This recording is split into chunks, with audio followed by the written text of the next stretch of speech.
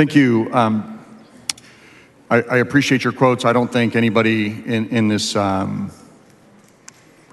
body disagrees with them. It's really the details of your bill that we want to dive into. So I want to ask you some questions about real life scenarios. So if you don't mind turning to section 411 spot 559B of your bill. What page are you on? I'm not sure that we might have the same pages. Mine is in legal and it's on page 15. And the caption there is authority of officers. Okay. And I think the concept, and correct me if I'm wrong, is that a commissioned or non-commissioned officer of the unit may, to the extent consistent with the United States and Texas Constitution, arrest, apprehend, or detain persons crossing the U.S.-Mexico border unlawfully and deter persons attempting to cross the border unlawfully, including with the use of non-deadly crowd control measures. Did I read that correctly? I believe that's basically an accurate reading. So I'd like to understand in better detail how that would operate. How would one of these volunteers deter someone attempting to cross the border unlawfully? Well, they're not volunteers. They are employees. They are non-commissioned officers. How would they deter somebody from coming across the border I'm answering your unlawfully? question, Mr. Anchia. They are not volunteers. They are non-commissioned officers under the authority of the governor, the authority of the Department of Public Safety. I didn't ask about authority. I'll get to your answer. What I wanted to get to is how would they deter someone attempting to cross the border unlawfully? I think there are a number of ways that might occur. Sometimes it could be physical barriers, but ultimately it depends on the facts on the ground. So you use specific language there that describes non-deadly crowd control measures. Does that include tear gas? Just a few days ago in El Paso. Does it include tear gas? Representative Anchia, I'm answering your question. Okay. Just a few days ago in El Paso, rocks were being thrown at the Border Patrol. And the way that they protected themselves was to use tear gas. Would the BPU be able to use tear gas? I think if the facts warranted that, they could. Okay. Would they be able to use beanbag projectiles? Would the BPU be able to use beanbag projectiles? I don't know. Would they be able to use horses or ropes? I think it's going to depend on the facts on the ground. I think that we're going to make sure that Texans are protected and that the officers are able to protect themselves. And in the specific case that I just mentioned, so same answer on the rocks were being thrown at the officers, projectiles and so the and officers horses and ropes. used a crowd control measure to protect themselves. Okay. So now let's turn to section 411-564 on page 18, and that's entitled, and if we have the same page number, it's entitled Article 1, Section 10, Invocation. Okay. Now, there it talks about the circumstances under which a unit chief and director may order the unit and the department to, quote, deter, repel persons attempting to enter the state unlawfully at locations other than ports of entry. How would a member of the unit deter a person from attempting to enter unlawfully? I think that's going to be based on the facts on the ground, the terrain, the geography. How would a member of the unit repel a person from attempting to enter the unit? Would that involve, for example, physically pushing them back into the river? Is that how they would deter someone from entering Texas unlawfully? They are going to use measures that are appropriate for the situation. I'm sorry? There's over 1,200 miles of border. There's various terrain, various situations, and I think you're going to allow the officers on the ground to make a decision about what might be effective. And that could include pushing them back into the river. Those are your words. Right? All right, those are your words. So you do not want to answer that question? Is that? How about returning aliens to Mexico who have been observed actually crossing the Texas-Mexico border unlawfully and were apprehended, detained, or arrested in the vicinity of the Texas-Mexico border? How would a member of the unit return aliens to Mexico?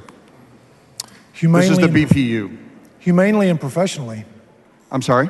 Humanely and professionally. Okay, but how? Sort of, physically Would they put them in a truck? Again, I'm trying to understand your intent here. What would you permit them to do in your bill? We are legislators. We are not the executive who implements. And so what we will do is we will give guidance in law to the governor, just as we do in many other scenarios. And what guidance would you give them on what the parameters of your bill is? And so we would we're not getting allow, Mr. Speaker, if he's going to talk over me. If you're going to talk over me, we can't have a conversation. So what kind of guidance would you give as the bill author as to your intent? The language that's in the bill. Okay. And so I'm asking about that specific language in the bill. I understand you may not want to answer it, but how would a member of the unit return aliens to Mexico? How would that sort of physically happen? I think it would be up to the officers on the ground to determine, based on the geography, the situation, coordination with local law enforcement, how that would be conducted. Okay, let's talk about how an officer becomes a member of the BPU. And this is in your bill, section 411-5555. What are the requirements to become a member in your bill? A member of? The BPU. So there'll be a mixture of licensed peace officers and non-commissioned officers. So some will have to have a peace officer's license, as is already outlined in state law. But what is the requirement under your bill? You said some of them, but are there minimum requirements that you put in your bill for how one would be a member of the BPU? You can look at section 411.561, qualifications and standards. So must hold a peace officer license and meet any other qualifications set by the commission. And there are a number of things that the commission routinely requires of officers as far as code of conduct, standards, and things like that. So you would defer to the commission on that front? On the qualifications. Okay. And what does it mean to be a member of the BPU? Will this person be considered an employee, staff, personnel, or volunteer? And I think you answered that. You said these will be employees, right? They're going to be paid through the state of Texas. Okay, so members will be paid. All right, let's look really quickly at section 411-5557 on page 11. And that says that the BPU chief, quote, shall employ as necessary commissioned and non-commissioned officers and other employees to perform unit and operation functions, end quote. Did I read that correctly? Sorry, Mr. Anchia, will you refer again to the section? Sorry, 411-5557. What page are you on? It's on page 11. On page what? 11.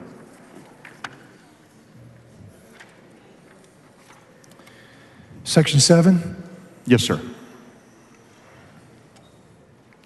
So in that section, what does employ mean? Person who's employed by the department. Does that mean by the commission? Okay, they are hired, they are employees. What does perform unit operations mean for commissioned and non-commissioned officers?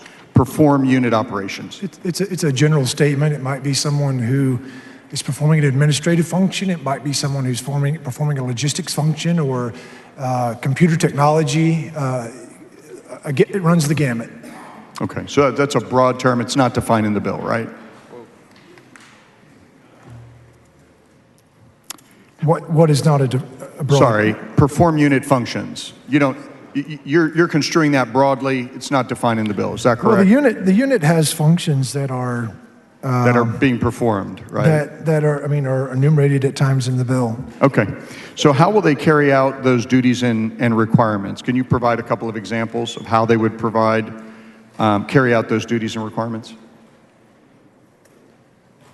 Not quite sure what you're looking for, Mr. Anchia. Some examples of duties or functions I think I've already stated some.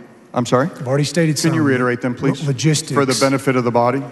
Logistics, information, technology, et cetera. Do you anticipate they would face off with migrants as well? They might encounter, I don't know, quite frankly. So if you're your in an bill office, doesn't envision if you're them... sitting in an office, you might encounter any number of persons. So are most of these jobs office jobs? That will be up for the department to determine.